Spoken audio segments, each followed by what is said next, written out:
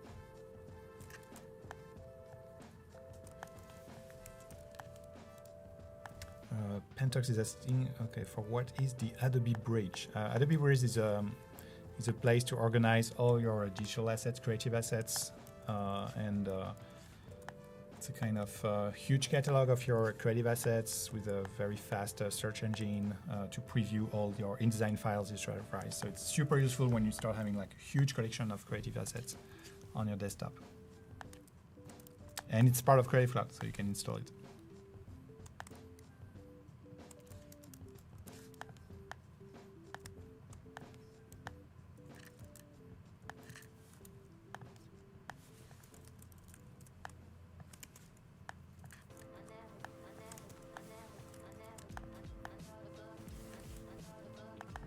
Naming layers is always good. What?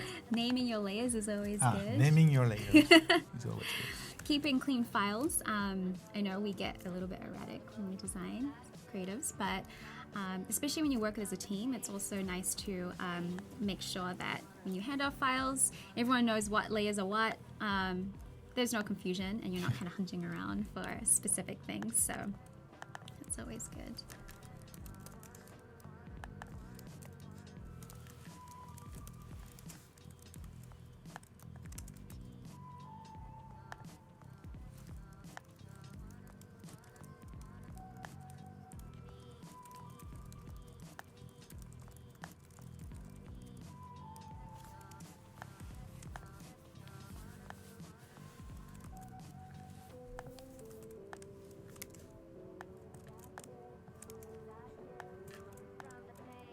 You see now Veronica, she's like crazy fast now.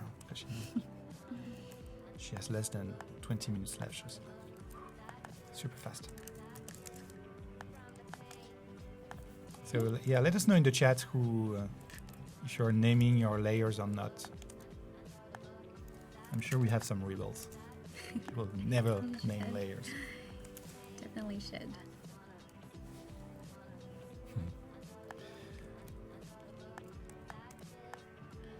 Okay, so yeah, if you have some recommendations, I see that you are talking about someone in the chat that you would like to see on Adobe Live. Feel free to contact me on Twitter. Okay, my nickname is mchaz. And yeah, if you have any recommendations, I'd be happy to contact these creatives and see if they want to join us on Adobe Live. Okay, we have creative professionals in the chat. They say, I name my layers always. Okay. Bruno, he says, I name folders. Liars. Oh.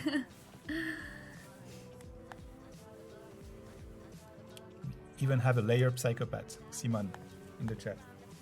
A layer psychopath.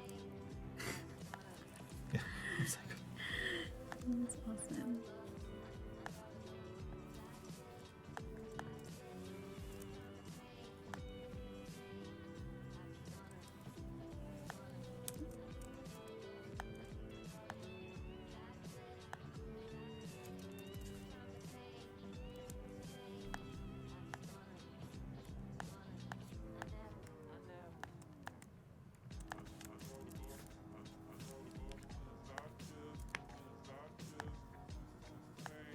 Samuel is asking you, do you always go back and forth from Illustrator to Photoshop when you work? Yeah. I do, yeah. That's your workflow? Yeah. I love how seamless it is in the sense I can copy and paste things quite easily over to each other. And then I have the option of importing it as vector element, as a smart object, or as a fine file. So I really enjoy that.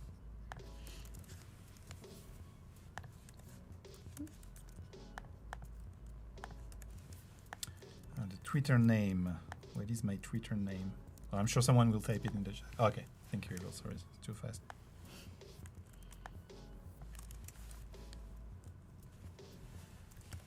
So, a lot of trial and error, I think. It's always good.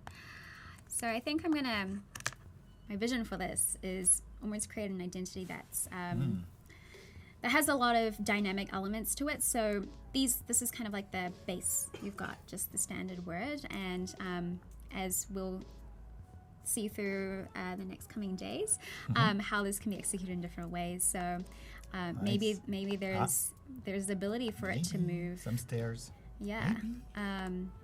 Just having a really good base will enable us to make sure that we are accounting for some sort of dynamic element to it.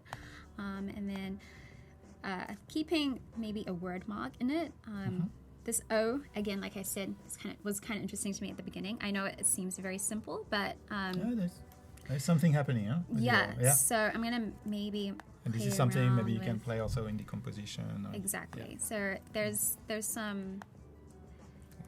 there's some interesting things that could be going on here. Maybe this could rotate too. So once you kind of have some ideas for your brand identity going on, so I have my logo. I've kind of got some elements that could support it, and it could even be supported in some kind of some box structure here. So this identity is quite flexible. It's gonna move when we move. And it's gonna be fun. So you better tune in the upcoming days and see how this can translate over.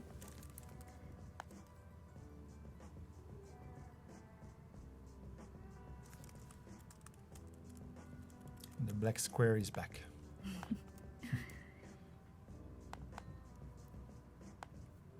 Oh, thank you, Katie.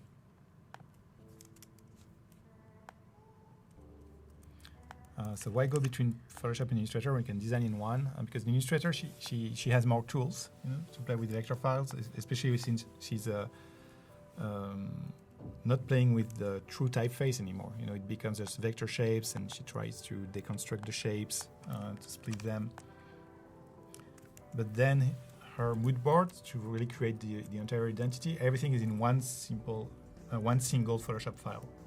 Okay, if you zoom out, maybe you can show them, but it started with the brief, so she has access to the brief in one artboard, and then the visual mood board, the typography research. So it's cool to have everything in the same file. Awesome. Paul is asking, so sometimes do you have to stick to Pantone colors in your project, or if it's for print, it's definitely a really good idea. To directly start with to define, so it's always good to define your color palette, which we'll kind of do really quickly right now. Before time is up, we still got 2 days left. So because Veronica will be back tomorrow, and on Thursday same time on Adobe Live. Okay, and she will keep working on the Loft project. Yes.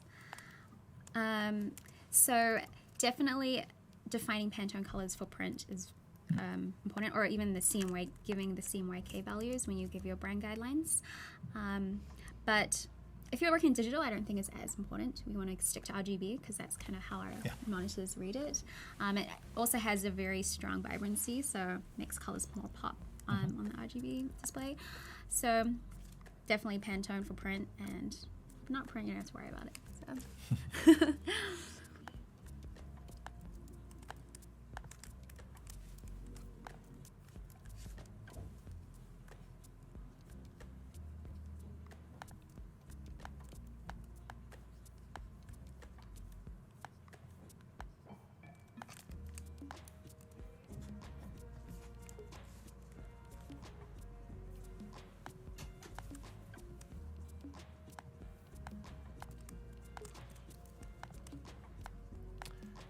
Pavel is asking you, how do you go about typeface pairing?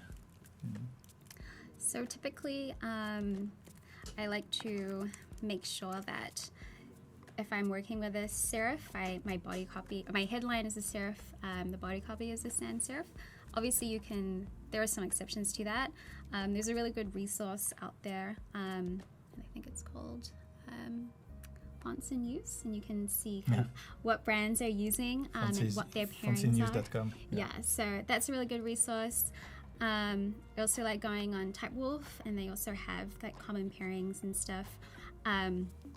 There is also some technical guidelines that people abide to, but for me, I almost want to see what feels right for the brand, and usually if there's some kind of neutrality or it balances each other out, it's usually a good starting point. I probably wouldn't want to use another serif for this particular brand because the logo type is so focused on the serif here. So probably something in the sans serif range that we can probably start exploring too.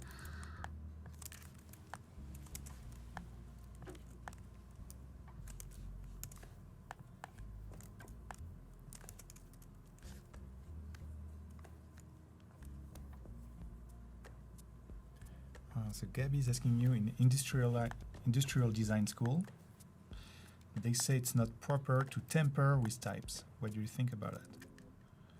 It's not proper to temper with types. So I think that you can temper with the logo form.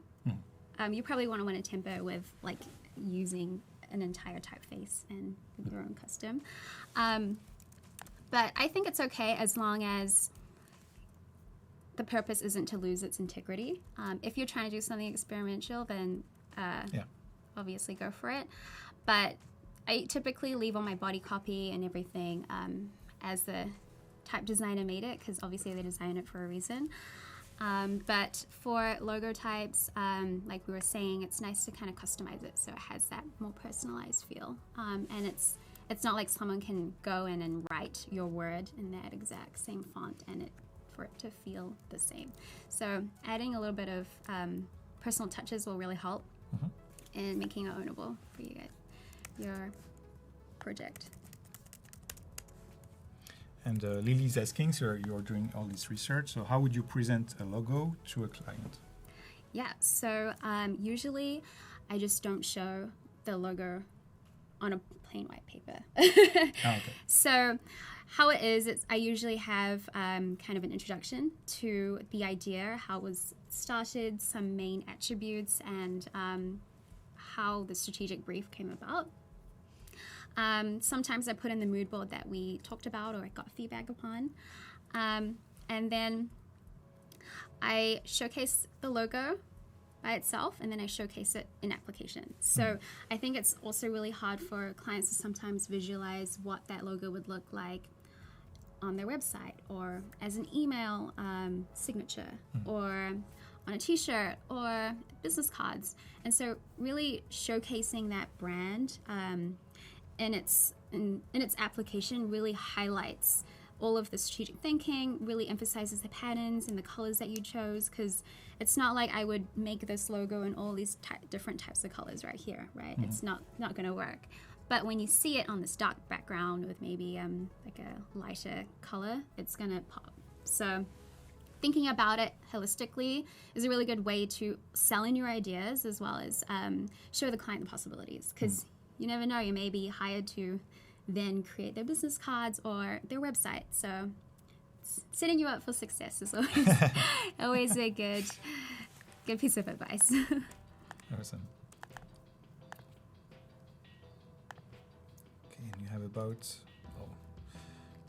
like 4 minutes. Okay. Okay. So When I maybe come you want back. To recap or explain what sure. you would be doing. So we started with a brief. So we knew that Loft is a new kind of Airbnb boutique design resident, and you'll be able to stay there for an inspirational getaway. So if you're creative, you want to get out, you want to really immerse yourself in the culture and really talk to the locals and really know what it's like to live there.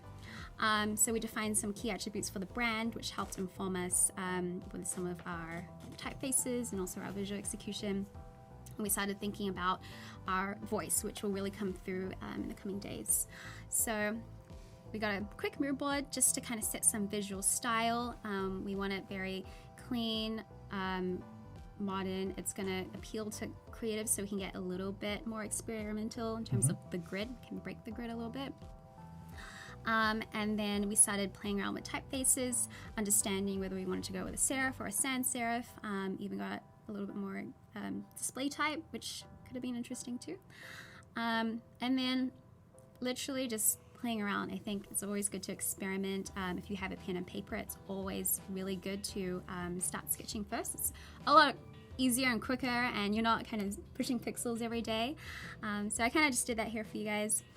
We then switched over to Illustrator with some ideas. I quickly screenshotted this. So there's a really great shortcut on Mac where you can screenshot and then directly paste into here. And then breaking up the type, maybe adding a few different elements. And I think I'm gonna probably develop this and have something ready for you guys tomorrow and see how that can turn out. And then move into color palettes and the color inspiration. That will help inform us. And then really solidifying on some type of idea that you want to move forward with, and not thinking about it as a static, but thinking about how this can move and evolve. Typically for this brief, I want to make sure that it's appealing to a wide range of devices and media. So I thought about that. May not be appropriate for every brief. And then thinking about this O as some kind of visual motif. And then, yeah, we're gonna play around tomorrow and execute this loft brand. So I'm really excited that you guys were able to join. Yeah, thanks for watching, and we will be live with Nina Chen in about 8 minutes at the top of the hour. Also tomorrow we will welcome a new host. Oh, yes. Shiori from Tokyo. I'm excited. Yeah. You met Shiori yesterday. She is awesome. Yeah. So it will be her first hosting experience on Adobe Live, so be nice with Shiori tomorrow. But yeah, she works in our team. She's great. And yeah, keep sharing, okay, on Twitter, Adobe Live. We will do more giveaways also during the stream with Nina, and also within 2 hours, I will be back with Christine Arth. She will work on some also visual identity, branding, funny projects for her friends, I think. Like she asked her friends, okay, I will be live for 2 hours. Do you want me to work on personal projects? Awesome. So yeah, this will be interesting. And yeah, thank you, Veronica. Thank you. For sharing. So much fun. Thanks, guys. It was fascinating to I loved watch all your you feedback. playing with all these layers. Now we will dream about LOFT. Come join me tomorrow. We're gonna do some fun application stuff. Yeah, because now now I feel I'm already in the visual spirit of the brand. I get it now. Cool. I get I'm glad. the classy, modern, the timeless experience. I get it. So yeah, and I like what you did with the O, and I see how it can become like a pattern or a motif. It will be super interesting. Yeah, thanks for watching. Make sure to be on adobelive.com, participate in the contest. Make sure to subscribe to our YouTube channel. You know why, Veronica?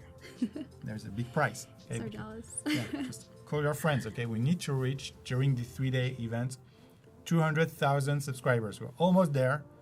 And if we reach 200,000 subscribers, there is a big prize. Okay? Pick someone in the chat, and this person will attend Adobe Max. Okay? I will make it happen. I will find a way. I will rent a car. I will find a way. A boat. We'll make it happen.